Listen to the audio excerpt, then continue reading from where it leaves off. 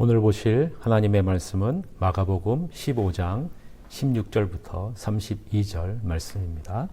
우리 다 같이 보겠습니다.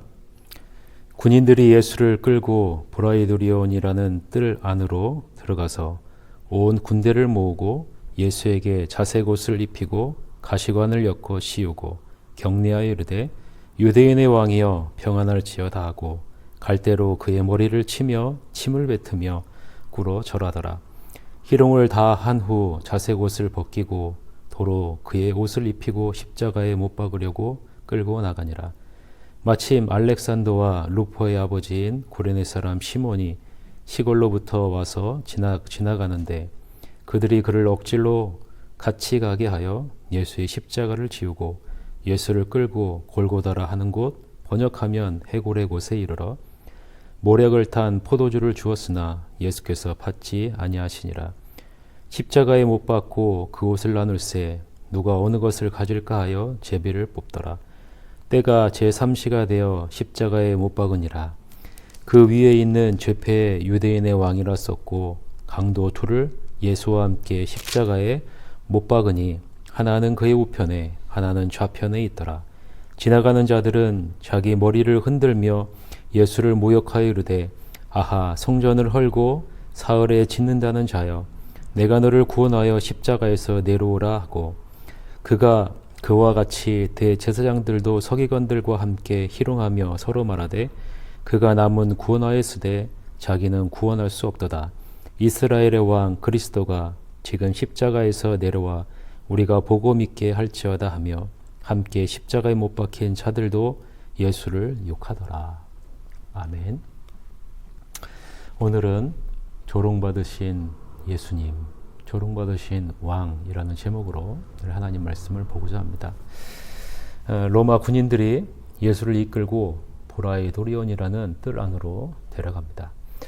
언제라도 예루살렘에 폭동이 일어나면 즉각적으로 진압하기 위해 로마 군인들이 대기하고 있던 그런 장소입니다. 이곳에 온 군대를 모읍니다. 아마도 한 600명 정도 되는 군인이 모였을 것으로 추정을 하고 있습니다. 예수님을 십자가에 못 박는데 이렇게 많은 군인들을 동원한 이유가 무엇일까요?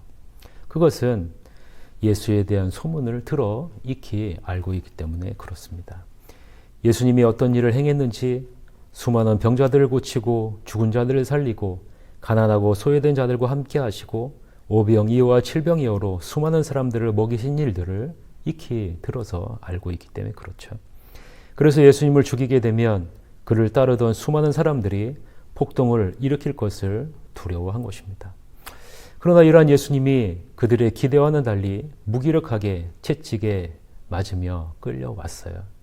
어디를 봐도 소문과 같은 모습은 찾아올 수가 없습니다.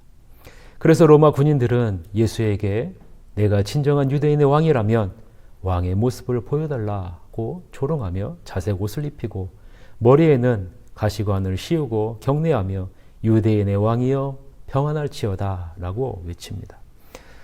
로마 군병에게 처참하게 끌려다니는 내가 어찌 유대인의 왕이 될 수 있겠느냐라는 말이죠. 바로 예수를 조롱하는 것입니다. 더 나아가 갈대로 머리를 칩니다. 그리고 침을 뱉으며 꿇어 절하며 희롱합니다.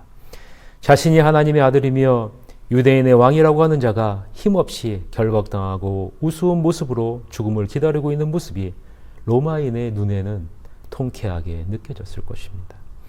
이렇게 느끼는 사람은 로마 군인들 뿐일까요? 오늘 본문에 보면 대제사장들과 서기관들도 지나가는 사람들도 그곳에서 지켜보고 있던 모든 사람들도 심지어는 예수님과 함께 십자가에 못 박힌 강도 둘도 그렇게 여기고 있음을 볼 수 있습니다. 이들이 모두 예수를 비난하고 조롱하는 이유는 무엇일까요? 그것은 그들이 갖고 있는 믿음이 있기 때문에 그렇습니다. 오늘 본문 29절부터 32절을 다시 한번 보세요. 지나가는 자들은 자기 머리를 흔들며 예수를 모욕하여 이르되 아하 성전을 헐고 사흘에 짓는다는 자여 내가 너를 구원하여 십자가에서 내려오라 하고 그와 같이 대제사장들도 서기관들과 함께 희롱하며 서로 말하되 그가 남은 구원하였으되 자기는 구원할 수 없도다. 이스라엘의 왕 그리스도가 지금 십자가에서 내려와 우리가 보고 믿게 할지어다 하며 함께 십자가에 못 박힌 자들도 예수를 욕하더라 라고 기록하고 있습니다. 눈에 보이는 성전을 헐고 다시 한번 지어보라 라는 말이에요. 지금 십자가에서 내려와 자신을 구원함으로 이스라엘의 왕임을 친히 입증하라 라는 말이죠. 그러면 믿겠다라는 겁니다. 사랑하는 성도 여러분, 지금 이들의 말이 누구의 말과 비슷하게 느껴지지 않습니까?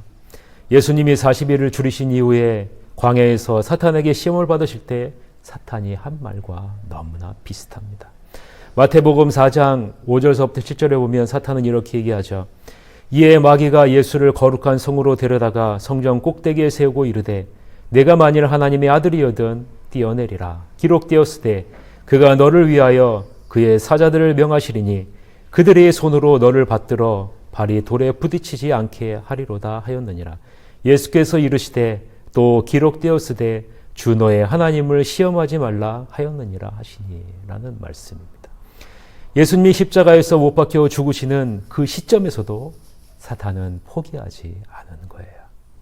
주님이 가시는 그 길을 끝까지 방해하는 것이죠.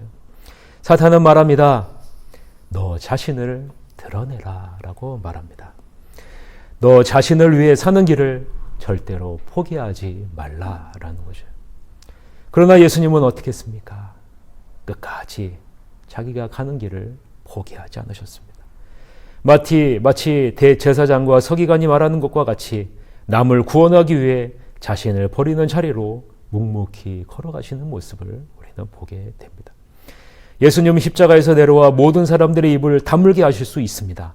그러나 예수님은 모든 희롱을 다 받으시고 하나님의 뜻을 이루는 자리로 묵묵히 걸어가고 계신 것입니다. 이러한 예수님의 의지를 알 수 있는 것이 바로 모략을 탄 포도주를 거부하시는 모습을 통해서 우리는 알 수 있습니다. 모략을 탄 포도주는 마치 성분이 들어 있습니다. 이 모략을 탄 포도주를 마시면 당하는 고통을 조금은 덜 느낄 수 있는 것이죠. 예수님이 당하시는 고통을 덜 느낄 수 있도록 하기 위해서 모략을 탄 포도주를 주고 있는 거예요. 그러나 예수님은 모략을 탄 포도주를 거부하십니다. 왜 거부하실까요? 모든 죄인의 죄를 대신해 자신이 담당해야 할 그 죄 심판에 대한 고통을 가감없이 그대로 끝까지 감당하시겠다라는 이 예수님의 의지입니다. 이사야 53장 4절에 이런 말씀이 나오죠. 그는 실로 우리의 질고를 지고 우리의 슬픔을 당하셨거늘 우리는 생각하기를 그는 징벌을 받아 하나님께 맞으며 고난을 당한다 하였노라. 그는 실로 우리의 질고를 지고 우리의 슬픔을 담당하셨다라고 말씀합니다. 우리가 받아야 할 징벌을 예수님이 대신 온전히 받으신 것입니다. 우리가 맞아야 할 고난을 예수님이 대신 당하신 것입니다. 예수님은 다른 사람을 구원하기 위해 자신을 십자가에 못 박으신 분입니다. 하나님의 뜻을 이루기 위해 예수님은 끝까지 자신을 포기하는 자리에 머물러 계셨습니다. 하나님의 뜻을 이루기 위해 예수님은 어린 양과 같이 잠잠하게 끝까지 참고 순종하셨습니다. 이사야 53장 7절에 이런 말씀이 나오자 그가 곤욕을 당하여 괴로울 때에도 그의 입을 열지 아니하였으며 마치 도수장으로 끌려가는 어린 양과 털 깎는 자 앞에서 잠잠한 양같이 그의 입을 열지 아니하였도다. 사랑하는 성도 여러분, 이러한 예수님 때문에 우리는 죄사함을 받고 하나님의 자녀라는 직분을 얻게 되었습니다. 이사야 53장 5절서부터 6절 여러분 말씀 기억나시죠? 그가 찔림은 우리의 허물 때문이요 그가 상함은 우리의 죄악 때문이라. 그가 징계를 받음으로 우리는 평화를 누리고 그가 채찍에 맞음으로 우리는 나음을 받았도다. 우리는 다 양 같아서 그릇 행하여 각기 제 길로 갔거늘 여호와께서는 우리 모두의 죄악을 그에게 담당시키셨도다. 우리의 허물 때문에 주님이 찔리셨습니다. 우리의 죄악 때문에 주님이 징계를 받으셨습니다. 그가 채찍에 맞음으로 우리가 나음을 얻었습니다. 예수님이 우리의 모두의 죄악을 대신해 십자가에 죽으셨기에 우리는 죄사함 받고 하나님의 자녀가 되었습니다. 주님이 끝까지 포기하지 않으셨기에 우리는 지금 죄의 자녀가 아닌 의의 자녀로 살 수 있게 된 것입니다. 주님이 지신 십자가를 잊지 마시기를 바랍니다.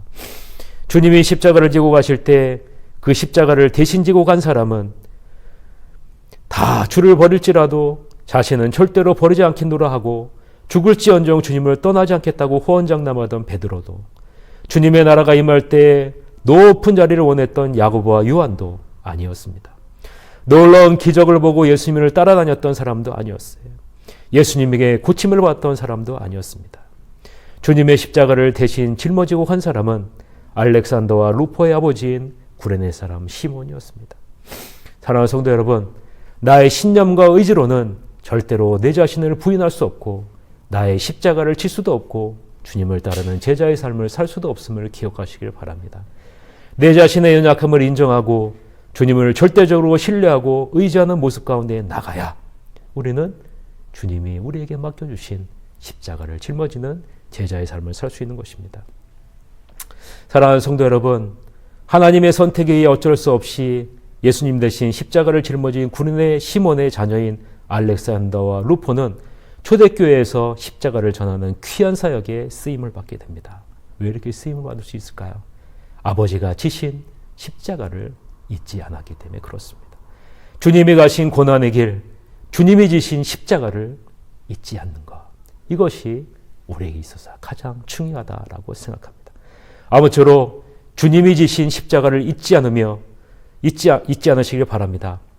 잊지 않으면 우리는 놀라운 주님의 능력을 경험하게 될 것입니다. 바라기는 우리도 주님이 우리에게 주신 십자가를 지고 주님의 영광에 참여하는 삶의 자리로 나아가 주님의 능력을 경험하시는 새하늘교회 모든 성도님들이 되시기를 간절히 바랍니다. 우리 다 같이 기도합시다. 주님이 가신 고난의 길, 나를 위해 지신 십자가를 잊지 않게 하옵소서. 나도 주님이 지어주신 십자가를 지고 주님의 영광에 참여하게 하여 주시옵소서.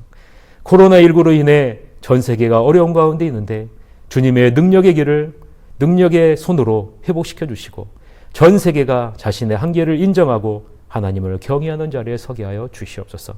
또한 이번 주에 드려질 부활절 예배를 통해 부활의 참 의미를 다시 한번 마음에 새겨 하나님이 기뻐하시는 모습으로 변화되는 새하늘 교회가 되게 하여 주시옵소서라고 기도하시길 바랍니다.